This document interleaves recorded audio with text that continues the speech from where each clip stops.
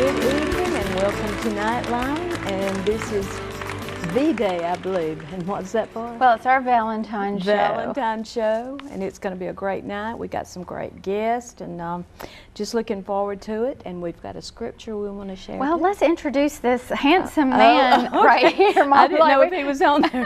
Oh, he's on there, huh? This is my husband, Brad Suchka. He's got the cutest dimple. He does. That's why I married him. And those blue eyes. And he told me I was pretty, so I was like, well, maybe I'll marry him. I like him. It works. But anyway, he's here with us tonight, and we're going to be talking a little bit. Mom's going to interview us. We're guests tonight. Yes. The Suchkas. And then he's just going to sit along and help us out tonight. I can't wait to tell a little bit about how he came into our The lives. same stories I've heard my whole life. I'm going to get picked on. I can see it now. That's right. Well, we're happy that you're joining us. We want you to call someone and tell them to tune in. We have some great guests, and we're going to be talking about relationships and marriage and all that good stuff that comes around this time of the year. We've got Dennis Wells. He's a certified counselor, and he's going to be giving us some he's going to be doing a private counseling session tonight on WGGS, so on Nite Line. Yes. And he and Susan will be singing. We have Max and Lindsay Sisk also singing. My mother is singing a couple songs, and we have EJ and Audrianna Falero. So we've got a full house tonight with some great guests. Exactly. So it's going to be a great show. I want to read this scripture. This is one that we all know, but maybe you've never heard it in the Passion Translation. This is 1 Corinthians 13 from the Passion Translation, and it reads, "Love is large and incredibly patient. Love is gentle and consistently kind to all. It refuses to be jealous when blessing comes to someone else. Love does not brag about one's achievement nor inflate its own importance. Love does not traffic in shame and disrespect nor selfishly seek its own honor. Love is not easily irritated or quick to take offense. Love joyfully celebrates honesty and finds no delight in what is wrong. Love is a safe place of shelter, for it never stops believing the best for others. Love never takes failure as defeat, for it never gives up." Amen. I just thought that was such a beautiful translation of that. Love never gives up. So everything in that is beautiful. And then I thought of the greatest love of all, John 3:16, for God so loved the world. He gave his only begotten Son. I just love that scripture, and that's really where love begins, is our relationship with Christ, isn't it? Yes, when you can have that relationship, when it can actually be a relationship, right, you know, and not following rules to gain his love, but actually having a relationship with him, it helps us understand how to have relationship with others. Exactly. That's really the only way we can love, is because we realize how much he loves us. Yes, because he first loved us. Yes, he does. So, well, we got Brad over here. Yeah. And I thought you were going to pull some jokes out or something. Oh, well, you want me to get started with them? You always love to tell a joke. I've got some D-Day jokes, Valentine's jokes. Well, I wasn't going to get right into them, you know. Now, what did the light bulb say to the other light bulb on Valentine's Day? You light up my life? Oh, that's it. You light up my life. You got it, Toni. That's Ronnie Millsap, right? Oh, well, I know, but I didn't know you'd know it. Well, I'm surprised, too. I got real nervous when it became a riddle like that. What do you call two lovebirds at Valentine? Brad and Toni. Tweethearts. You guys getting this? You have to listen closely, I tell you. Knock, knock. Who's there? B. B who? Will you be my Valentine? Oh, it's getting cornier, isn't it? Corny. We've got a dry audience. Right. We got a few more. If y'all enjoyed those, we got a few more. We'll come back to them, maybe. I am surprised, though. You light up my life. That I got that one. Right. Well, I wanted to share some pictures. Okay. Kind of take it back a little bit. Brad and I met at youth group in California when we lived out there, and Mom and Dad worked with Edith and Laverne Tripp Ministries. And actually we met at Knott's Berry Farm at Imperial's concert, right? We did. And realized that we went to the same church. And so anyway, we became friends and hung out in youth group, and next thing you know, he really had a crush on me, and She found out where I lived. But I had some pictures of when we were younger. This was from your graduation night. It was. Oh, look at that. Brad graduating high school, and we went to Disneyland for grad night there. And then we graduated. Well, actually, before this, we had your banquet prom, Yes. which we have kind of a prom night coming up at church. I thought I'd pull that dress out, but I'm kind of thinking against it. That's a nice mullet. But yeah, so this was your prom, and instead of dancing, the power team was there. You remember the power team that used to rip phone books in half?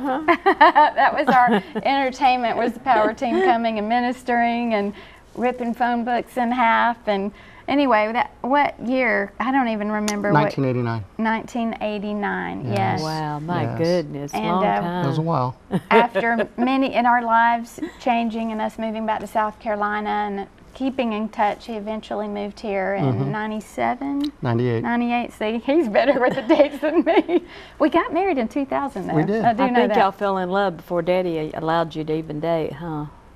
Yeah, I knew when I met him, I was like, that's the one, but that sounded silly. I was so young, and actually your dad, when he met me, said, you're going to marry You're her going to one marry day. her one day. So he prophesied that. Yeah. And then he flew into here, and we went to the airport to pick him up. Yeah, I flew into And- Nashville. Well, you flew. Yeah, flew was into it Nashville? It was Nashville Yeah. because I flew into Nashville. Okay. And she drove me here. Well, I remember us going to an airport. Yeah, we went to an and, airport. I went in to get you, huh? And how did you recognize me? Your hair. You had some big hair. Yeah, that was the big hair day, wasn't it? It was. But Brad, we have loved you ever since, I tell you. And I felt and you it. never looked back, never went back. Oh, never and, want to go back. Just become a great father and a great husband and a great son-in-law. And I just love it when you come up to me and give me those bear hugs. Nothing like them. You're a sweet. great guy. Well, I wanted to share, well, there they are. There's our kids, Chase and Addison, and there's little Murphy Jones, our dog. Oh, he's So, sweet. Yeah, most of these are we're outside in this last year, so we enjoyed a lot Yeah. of outdoors in the last year. So anyway, we've got some sweet kids, so We we're do. going to talk a little bit about some parenting tonight Okay. as well. Well, 20 years, huh? Mm-hmm. What do you think you've learned in the last 20 years that has made a difference in your life? I think the main thing that I've learned that's helped our marriage is watching my words. You know, in Proverbs it says, you know, your words can bring life or death. There's power in the tongue, and you can either give life or death through your words. You That's can true. heal or destroy someone, and there's consequences to our words and our actions. And I know when we first married, I was just quick to say whatever was on my mind, and even sometimes knowing it would be hurtful. And so just as I've grown in marriage, just learn to, you know, watch my words. I can't take the words back that I say once I've said them. And it, you know, you can say something and say, I'm sorry, but we can't take back the No. words that we say. Never. And so just learning how to sit and think, is this, what I'm going to say, is it going to be helpful? Is it going to make a situation better, worse? How's it going to make everyone feel? How's it going to make the atmosphere in our home? So that's probably one of the biggest things that I've learned that's been helpful over, you know, our 20 years of marriage. Well, what's been one of the hardest things that you've found to work through? Well, for me personally, it was, well, when I moved here, I came from a different background. So when I moved here, she owned her house at 21 years old. She had all her ducks in a row, and I came messed up in maybe a pair of blue jeans, maybe flip-flops and shorts. And when I moved here and we got married, we struggled a lot financially. And my background was, it's real easy to struggle because that's where I came from. So one of our arguments we had, you know, I mentioned that. I said, baby, we're going to be fine. You know, I'm a survivor. We'll survive through this. And she made mention, Well, I don't want to survive, I want to live. And so it made me start thinking about how to live. And I thought about when Jesus was on this earth, he came here with nothing. He lived through it with nothing. And when he died, he had nothing. And so, but yet he never went without. God always provided for him through the whole journey. So once I realized that I'm a joint heir to the Father, I don't have to strive anymore, only to live. That's right. That's good. That's good. Well, you got anything to say with that? Well, one of the things I feel like too is, that's helped us just growing together in Christ and learning. We all grow in wisdom, right, as we grow older. But I would say one of the most challenging things today that we still have challenges in Maybe. is parenting, co-parenting. I remember a few years ago we had gone out of town on a vacation, just he and I, for a few days to get away together. And I was like, wow, I really do like him. I still do like him. Because when we took our kids out of the equation, we really did enjoy one another's company and have a good time. Because, when your kids are young and you're going here and there and just trying to bring your backgrounds together, like how you and Dad raised me, how his parents raised him, and we're trying to come together and find a middle ground.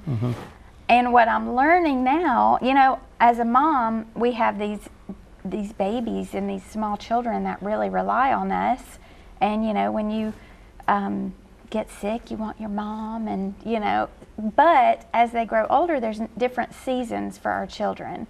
And so I'm learning that my son, whom I want to love and squeeze and hug and cuddle, he's getting to an age to where he needs a father. He needs someone to teach him how to be a man. I can't teach Chase how to be a man. Right. Just like Brad can't teach Addison how to be a woman. And so it's learning the balance of letting Brad take the lead in those areas as Chase grows older, and because I would say you're harder on Chase. Yes. And I'm harder on Addison. Because I know what she's thinking and he That's knows right. what he's thinking, Right.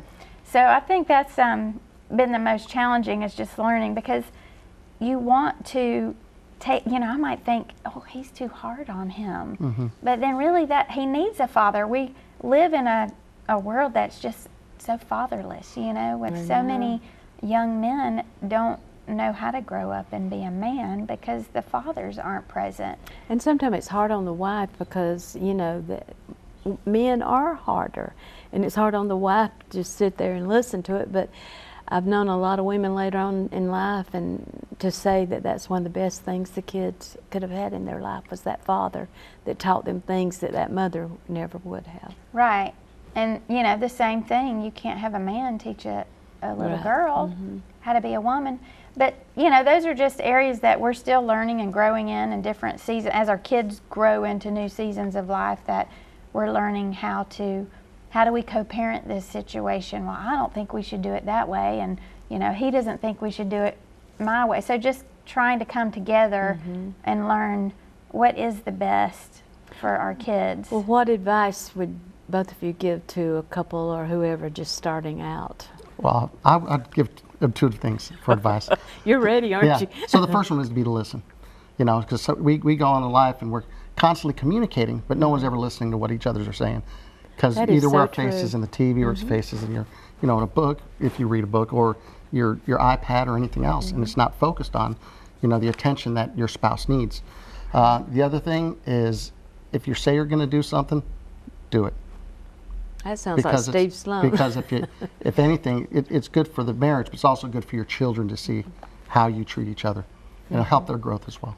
So important for children Being to watch that. A man of your word is one of the things that you've always said. Well, what would you say? Like I said, it was parenting, but what do you feel is the most challenging? It may not be the same for you. Well, for me, I guess with most men and women, is we're out of the house most of the time. And so when we come home, what's challenging for me is I want to come home and, not enforce what I believe is right, is mess up my schedule. Correct. And that's that's the biggest thing, is I come in thinking I know what needs to be done because I'm trying to help you out to get things ready, and all I'm doing is I'm messing it up. Yeah. You know, so the other thing is just communicate to understand each other's schedules, so we know how to raise children together. Right. Instead of, Well, one of the things you and I were talking about where you said really was a pivotal time in our marriage and changing was when Mom Oh, yeah. kept forcing this book on us to read. Yes. And I was like, oh my gosh, okay, all right, Yes. I'm ready. That's what moms do. yeah, so it was the book of Joseph Prince about grace. Destined to Destined to reign. Reign. So when I read that book, it reminded me how much Jesus loved me and how much the Father loved me. And I lived in a lot of condemnation before, thinking that I had to Yes. prove something or I had to work for something, you know. And after reading this, I realized He loves me no matter what I do. And the more I realized that, the more I wanted to press into Him more, to find out, to make me a better husband, a better father, and a better friend. Yeah. I'll never forget one of the things I read in that book that just has always stuck me is living under a waterfall of forgiveness. You know, and just like he said, not having to work for the love of Christ. And that book really changed us individually, but also, you know, just our marriage together. But one of the things that I would say for me in our marriage is just prayer. Like, that would be my advice to young married couples. Like, make sure you're introducing prayer into your daily life just as a wife. I mean, we can go to our husbands with things that, you know, even the simple things that you think, you know, I'll just tell him that's going to get on my nerves, or this or that, whatever it might be, is just seeking the Lord. And I've seen so many times that the Lord has just worked out situations. And, you know, there's a reason someone wrote the book, The Power of the Praying Wife. Yes. You know, because there is power in prayer. And then learning to pray together. Don't let it just be something that you do alone, but that you pray together with your spouse. Because I know a lot of couples who pray, but they don't come together. And letting your kids see that and doing that as a family and coming together. I know every time we have devotions with the kids, they're like, "Oh, Mom, your prayers are so long." Well, that's me saying that. They're like, "We don't want to go after you. You've said it all. Just what you said." But I think it's just so important, because I felt the same way when you and Dad we would have devotions, and you come, "Oh, we got to have these devotions." But you know, that's the legacy. And my sister Dana, she was sharing with me this week that legacy, you know, comes from, it was the background of a woman where the baby comes from, and just that legacy is carried out through and through the generations through these women having children. And I just thought, you know, it's so sweet to see our kids latching on to the things that you and Dad taught and your parents taught you. So, And I think one thing that we do, women, we're not like men, and men aren't like us. And you find a lot of men don't remember birthdays. They don't remember Valentine. Of course, in my time, maybe it's gotten better, you know, We with have your phones day. now.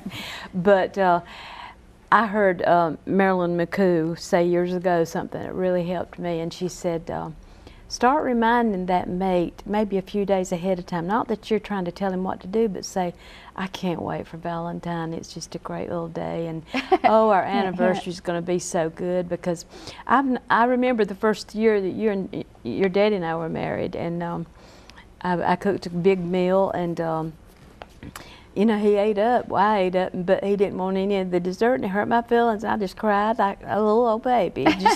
Just crazy. But I was just 19 years old, and it was my first year of marriage. And then he said, oh my goodness, this is Valentine. And then he run out and got me a card real quick when he tried to make up, because, you know, he had forgotten. Well, men sometimes are a little different than that. Maybe yours is perfect over there. I don't know. But I anyway. walk on water. You what? I walk on water. Well, that's good. And Peter did it. That's good. But, you know, like I say, if just give them a little warning, maybe a few days in I think if advance. it's important to you, you're going to be let down if you don't talk about it like that a little bit. Right, and sometimes you just wait to say, oh, I'm just going to see if they remember this occasion. I'm not going to remember. Yeah, I remember, I don't know if it was our first year of marriage and something Brad had forgotten, or I don't know. So I said, he doesn't walk on water I said, completely. You don't have to get me anything, but let me tell you what you will always get is a card, because that doesn't take a whole bunch of effort. It's just being thought about, feeling thought about, you know. I'll never forget your daddy, though, having 60-something roses at the church on a Sunday morning for me as I walked in. I thought, you know, sometimes he would forget to get one, and then when they do something, they do it so big, there's 60 something at one time. So we give a little bit of grace in holidays yes, we like do. this, we right? We do, yes. Well, thank you and Brad for being just our a little guest bit tonight. about us, the things that we've learned, you know. The one thing, too, is that marriage is hard enough with it being Christ-centered. I don't know how people do it without Christ. So just keeping your marriage, you know, with Christ in the center is so important. Yes. It's what will get us through for sure. Right. Well, we're excited for the rest of our night and the guests that we have, and we've got lots of great music tonight. We've got Max and Lindsay Sisk is going to be singing, and my mom is also going to be singing, and she's going to sing Healer of My Broken Heart now.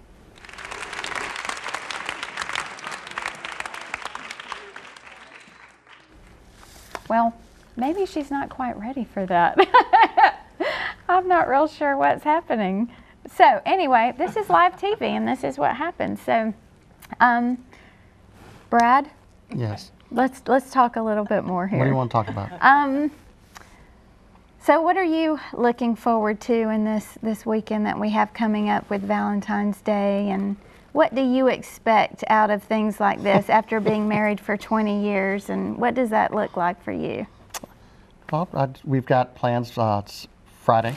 Yes. For But church. what day is Valentine's on? Sunday. Okay, good. I know what Sunday is.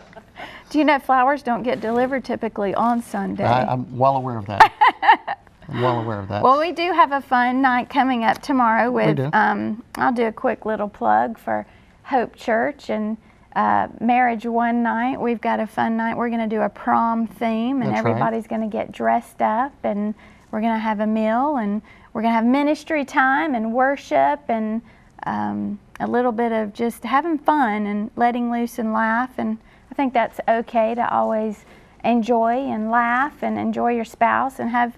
I think it's important to have date nights. Absolutely. You know, I think we get so wrapped up with our kids being. One of the things that I've always remembered someone said to me is that don't let your kids become your life. Let your kids become a part of your life. Mm-hmm. And that's something I feel like we've done. We've tried to do with our kids. So taking time, you know, for your marriage and for your relationship, and just spending that time together is Are you important. looking forward to it? I am. I'm looking forward to it. Good. I think it'll be fun to Good. get all dressed up. You know, and, men like flowers too. Yeah, really? No, I'm just kidding. There's 3 flowers. 3 flowers means I love you, right? That's right. I think Just so. the simple 3. Okay, let me write it So, down. but where are we at? Are we going to have that song, or yes? Yep, just a second. Okay. All right. So, again, we've got Dennis Wells is going to be with us tonight. He is a certified counselor, and he's going to be talking about tips and how to not sabotage your relationships with your words, with your reactions. And he's a wealth of knowledge. He comes from a background of not just studying, you know, but actually having an experience of what he and his wife Susan have been through. And he's taking what he's walked through and helping others. And he's written a book. He and his wife Susan both together have written a book called The Intentional Marriage. And they've been on before and shared their story. It's an incredible story of restoration. They've been in ministry together for many years, and their book, he'll tell a little bit more about it, but that's something I know you can grab on his website as well. So that's a little bit about him. Are we ready? Are we good? All right, my mom is going to sing Healer of My Broken Heart.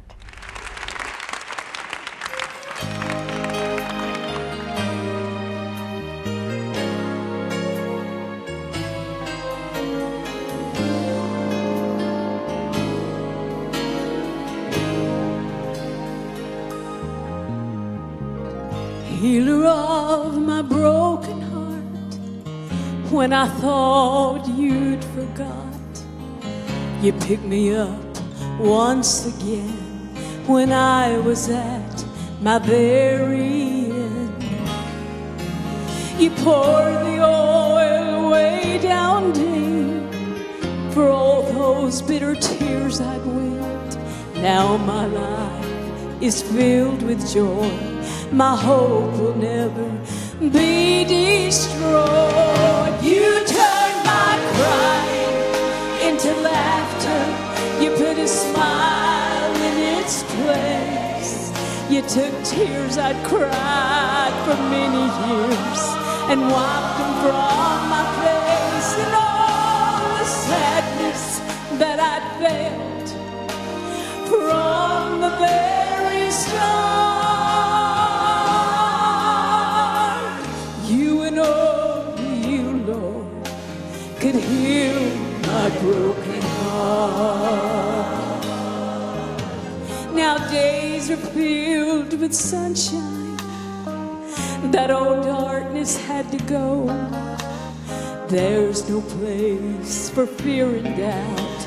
Satan's a defeated foe. More than a conqueror you've made of me.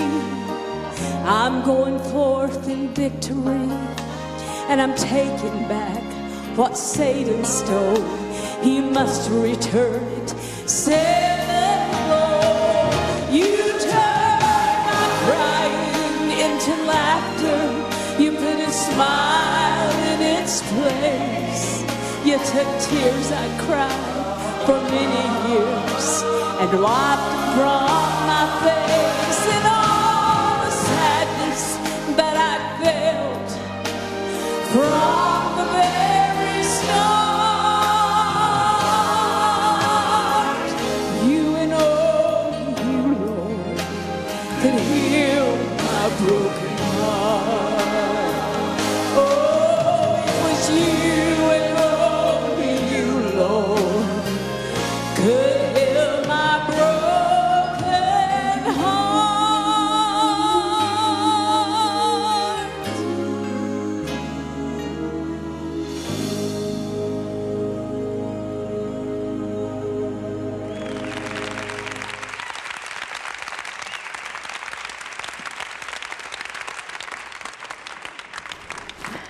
Oh, thank you, Mom. Mom has such a beautiful voice. She has her album.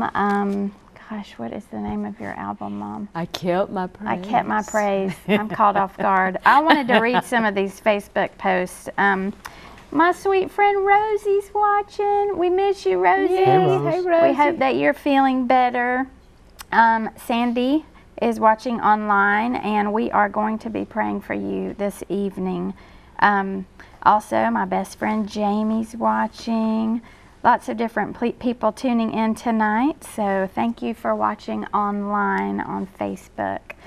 All right, I'm excited to share this next guest with you guys. They have an incredible testimony. EJ and Audrianna Falero. Am I saying that right? Okay. They've been married for almost 8 years. EJ is an entrepreneur with several businesses. He's also the production and creative director at All Together Now, Hope Church. Audrianna is currently enrolled in a course to be certified as a lactation consultant. Together they have 3 children and 1 more on the way.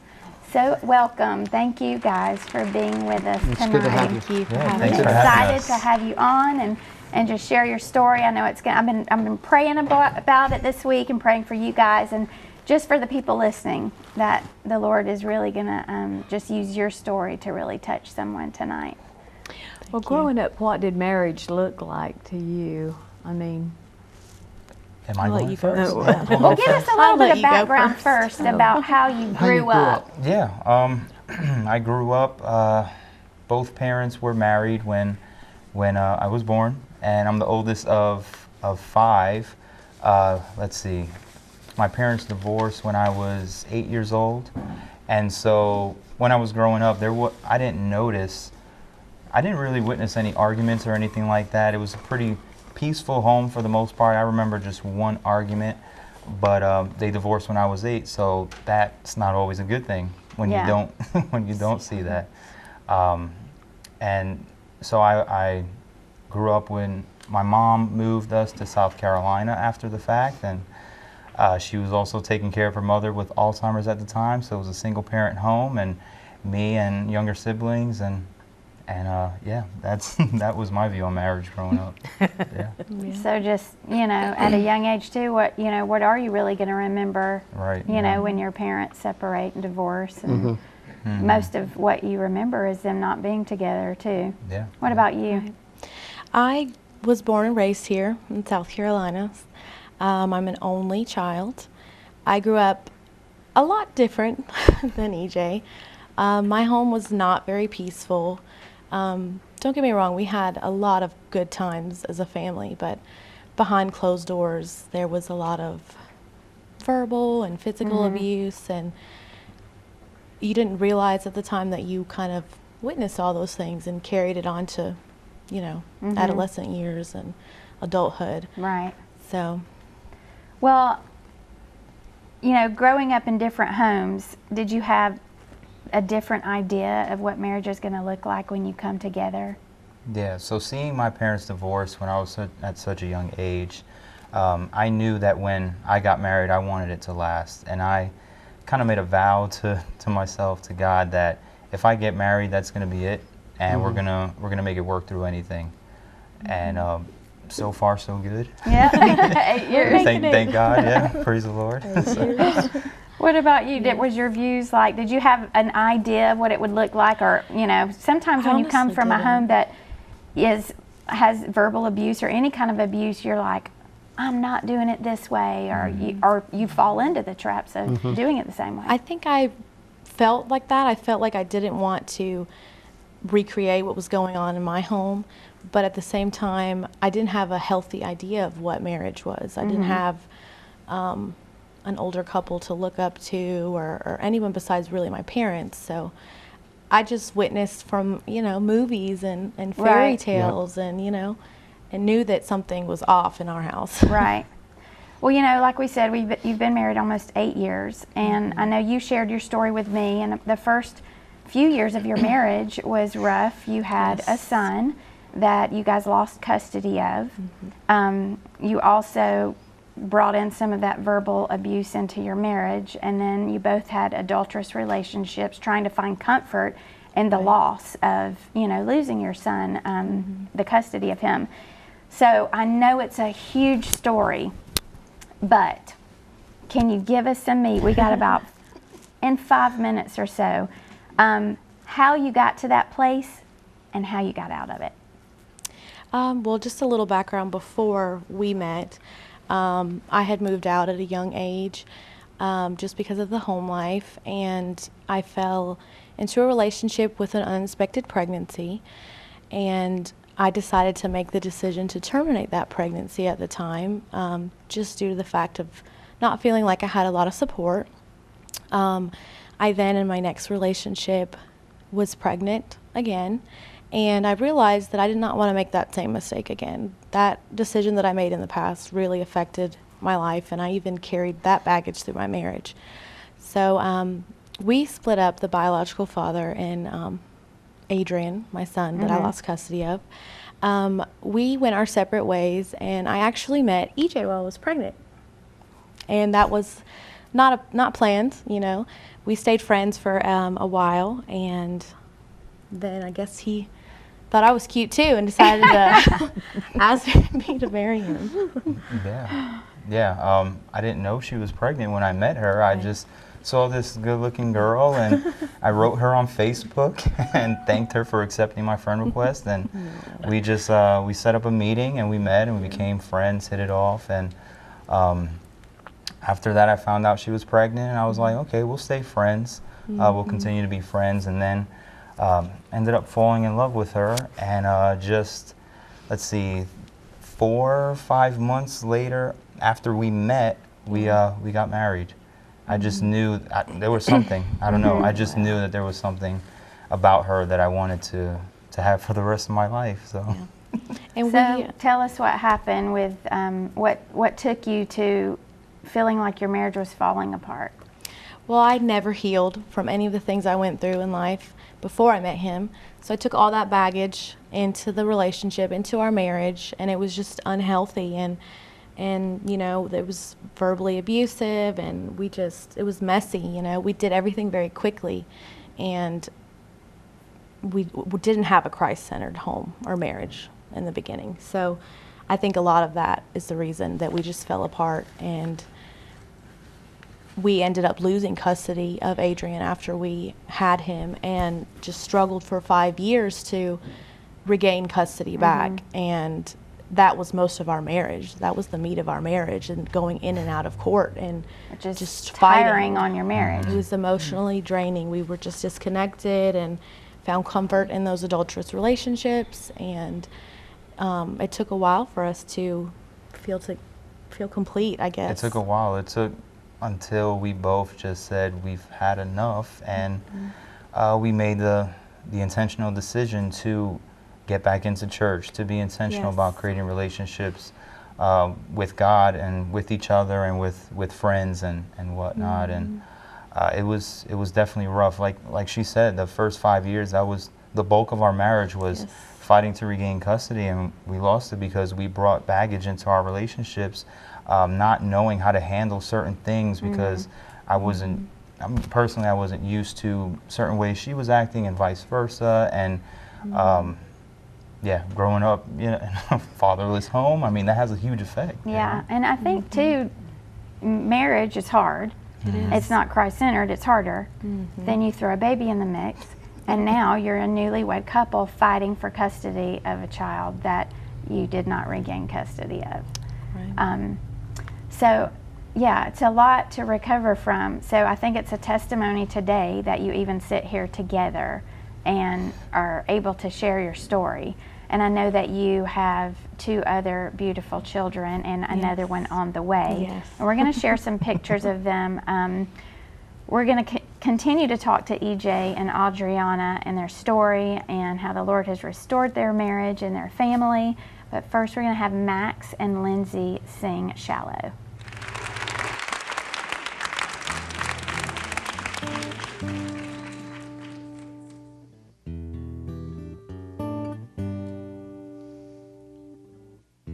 Tell me something, girl. Are you happy in this modern world? Or do you need more? Is there something else you're searching for? I'm falling. In all the good times I find myself longing for change. In all the bad times I fear myself.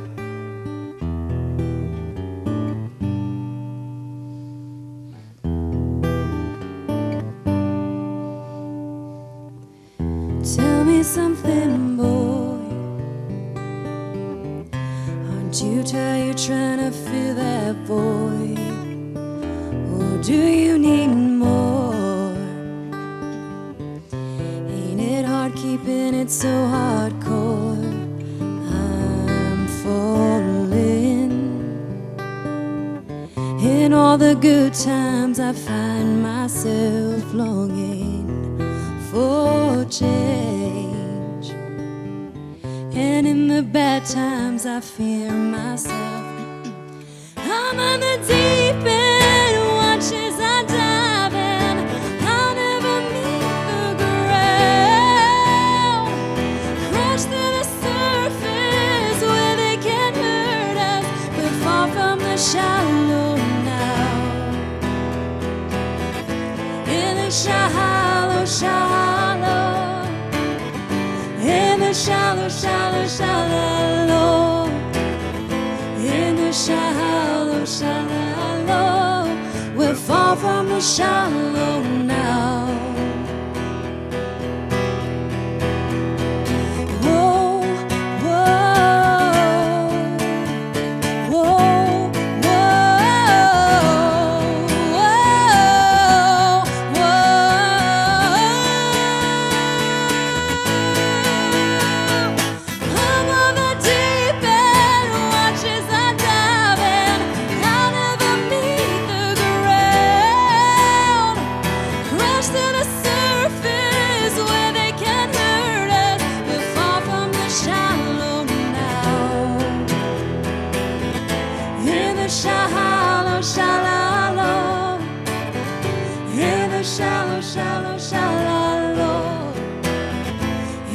shallow, shallow. We're far from the shallow now.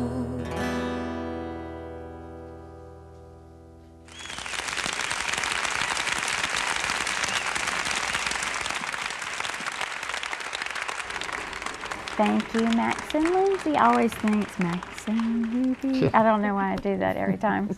Anyway, Lindsay has such a beautiful voice, and actually, Lindsay is expecting as well. Oh, wow. So I'm super excited for them. Good. We have EJ and Audrianna Falero with us tonight, and they were sharing a little bit about their background and their history and how they came from two different kind of homes and then bringing that together. And it can just always look like a mess when we bring what we came from and try to mix it. You know, it's finding that balance. So tell us a little bit of what you went through emotionally going through, you know, losing your son, the custody, the battle of that, and then, you know, everything you went through was just so much emotionally on the both of you. How did you get through that? What did you battle through that? Well, for me, it was very hard emotionally. I believed a lot of lies from the enemy.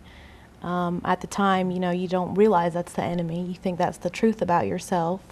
You know, it was over and over again. You're an unfit mother. You know, those things hurt. They stick. And it took a while till I felt like I was worthy of being a mother. And I know that I am, because God has blessed me with these beautiful children. And I can't imagine my life without them. Yes. And we know that the story's not over with our Adrian. We know that one day we'll see him again, and we'll welcome him in open arms. Yeah.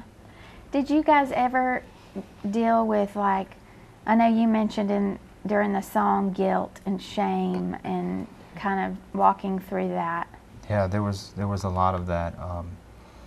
Just feeling shame and regret and guilt all the time, and making dumb decisions because of that. But when we made the decision to be intentional about getting back into church and reading the Word and creating relationships with God and each other, we just got to a point where we realized that condemnation is not of Him. We have a shameful past, but that's not who we are, and that's not our future. And we just hope that our testimony is what will help someone who may be dealing with that shame and guilt, and know that does not define you. You can move past that. You can be more than that, because God has destined you to be more than that.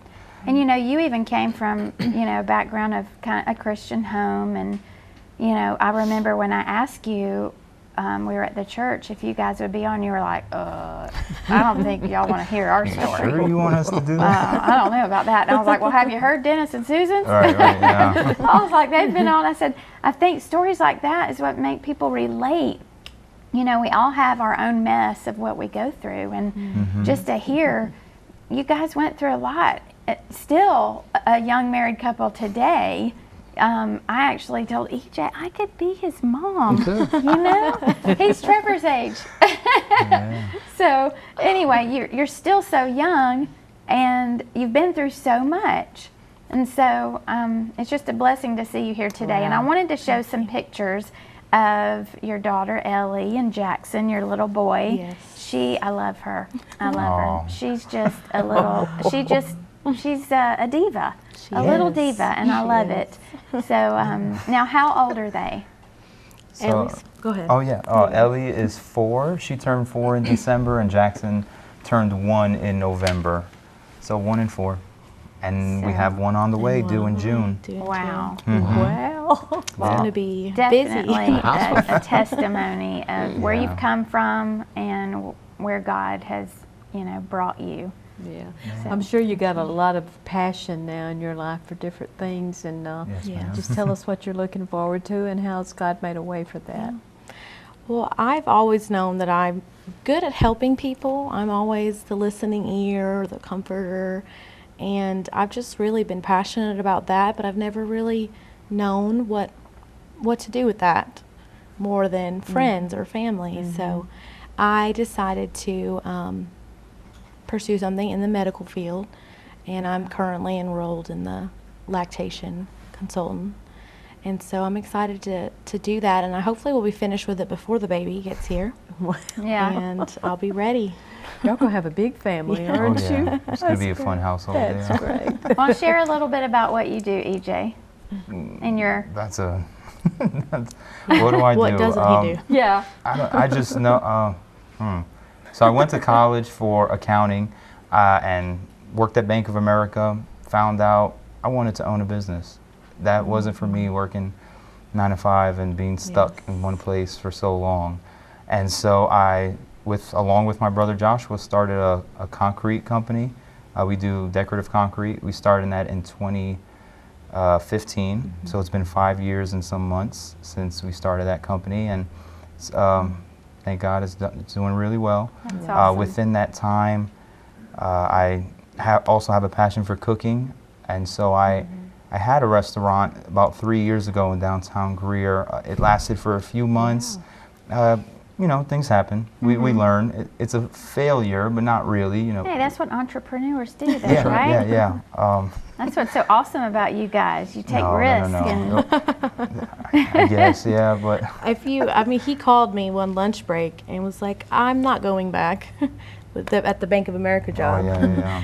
And I just so, left and never went back, and that was a risky move because we were going through stuff, and I just he's so jumped. passionate. I don't know. And you have a production company. I do Falero Studios, specializing in, you know, videoing weddings and commercials and whatnot. and then you're also over all the production at Hope Church, which is a growing job as well. Yeah. You know, we have more campuses to come, and the Lord has really blessed us. Yeah, He really has. I mean, you would have never thought what we've gone through if you look at us now. I mean, I don't know. It's all Him. Yeah. I give him all the credit. So awesome. Well, I did want to give you guys some time to just minister to our viewers. And, you know, you mentioned that you decided to terminate a baby when you were a teenager. And that was one of the reasons you kept Adrian when you had him, because you knew how that felt and you didn't want to do that again. And there's people that may be watching that are thinking of doing the same thing, or maybe they did and they've been living in condemnation and believing those lies of the enemy. You said you felt like you weren't, you know, worth much and worth, you know, that honor to be a mom or be called a mom. And that's what they are, is lies. And they have no authority in our life until we grab them and hold on to them in our heart. What would you say to someone who maybe is thinking of terminating or who already has, and what do they do at this point when they're dealing with that hurt? Well, for those considering, you know, I would first tell them to really trust God. I would advise not to, because even years in life afterwards, you will continue to wonder about that child. It will always be with you until the day that you die. And what may seem like a simple fix to a problem that you might feel like your pregnancy is, it's not a simple fix. Yeah. I even went through healing through Piedmont Women's Center. It was an amazing healing course for that, for post-termination. And I went through that when I was married, because I was still dealing with that, even married. And it was phenomenal. It was amazing. And so anyone that has already been through that, I would suggest they do that, because So reaching out and getting help and not feeling like you can do it all on your own. And you might feel that you know, if you're considering that, you might feel alone and afraid, because I remember feeling that way. And had I just known of, you know, the support that was out there, it didn't have to be my family. It could have been an organization or a friend, you know. Had I known those things, you know, I would have not did what I did. Yeah. So EJ, what would be advice from you, you know, from a young couple going through a mess? What would your advice to them be? Just communication. Be open about what you're dealing with on the inside.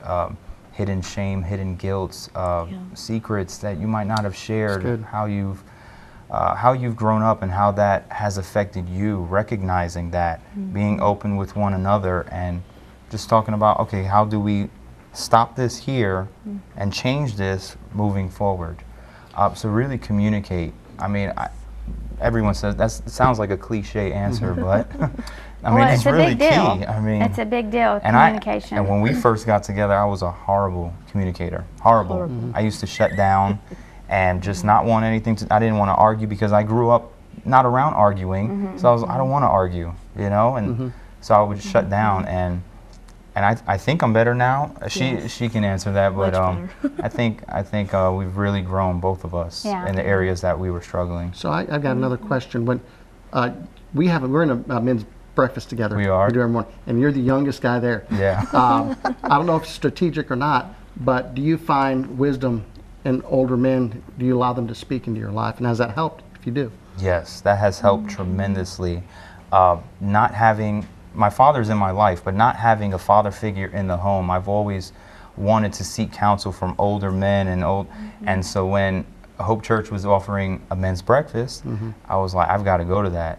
And there's a bunch of there's some 70-year-olds, 60-year-olds, 50s, and whatnot. I'm 28. I'm the youngest one there, and I love wisdom. I crave it. I just want to learn from other people's mistakes that they may have made, so I don't make those same mistakes. That's good. You know? That is good. Well, I'm so thankful that you were able to share your story here tonight. I know that was a lot of personal things to share about yourself, but I think it's good to let people know, like, we all have things in our past, in our background. So I'm just thankful that you sit here today and the Lord has really blessed your marriage. Now, Mom, I'm going to put you on the spot. You, how long were you and Dad married before he passed? How many years? 50 years. 50? 50. Wow. That year, 50. So you sit here with, you know, we've been married 20, they've been married 8. What would your advice be to us? Well, you know, sometimes we think it's easy to argue, and like you were saying, just didn't even want to face stuff like that. But and you were talking about watching your words, how important that is, because whether it's a good word or whether it's a bad word, you know, you can never take them back. And you know, I've never shared this, but even since your dad passed, I think sometimes, how could I even have been a better wife, you know? Don't let that pass you by and look back and say, how could have I been better? Because you've already got that together now. So you're talking now and you're working through things. And so that's very important, you know, that we can work through things. And like I say, men and women are different. They don't even think alike. So when you bring that to the table and can talk about that without getting into an argument, then I think you've progressed, and you're making some headway to whatever, you know, your marriage can become. Yeah. Well, that's good advice. I like it. I for some reason I was thinking you and Dad were like 40-something years, 50 years. It was 50, Toni. That is a long time. It was. That's because your mama looks so young. Say that louder now. Yeah. And you know, I don't know what anybody out there may be going through tonight, and you think, well, you know, you've got this marriage to talk about of 50 years, yeah. And there was some times when it was rough too, you know. I spoke at my husband's celebration service, and I was impressed to just talk about we are imperfectly perfect. We're imperfect human beings here on earth, but we are looked at through a perfect eyes of God, and He sees what we can become, because He says imperfectly perfect but irresistibly loved, and He loves us no matter what. I had an incident not long ago. I heard something and it just really it hurt me. It just made me think, what's going on here? And I got a little upset. I got into anger, and I said, I cannot believe this person would do that. And then the Spirit of the Lord said, you know, I love them even though they are. I mean, he doesn't condone it, I don't condone it, but we still have to love. And I had to look at that situation altogether different and say, Lord, I don't approve of it, but I'm going to love her. Because that's what he does to us. What if we look to him and said, like Brad was talking about a while ago, when you live under that law in condemnation, that's all you ever feel when you try to talk about it to the Lord. But you know, when you look at it like how much he loves us no matter what we've done. So if you're out there tonight, you know, let's just pray. Father, we thank you for your love. You loved us so much, Father, that you gave your only Son. And a lot of people find it's hard to love during this time. Maybe your mate is passed. Maybe, you know, you're just having a hard time loving that partner. But I just speak to your marriage tonight. I speak to that person in your life. And if he's for you, then I just pray God will give you revelation to walk in what he has to you for the future. And thank you for joining us here tonight. And you know what? We got another 30 minutes ahead, and you come back. We'll be back in about 2 minutes, and we got some good stuff. We've got a counselor that's going to be in the house tonight, Denny Swells, so you come back and be with us.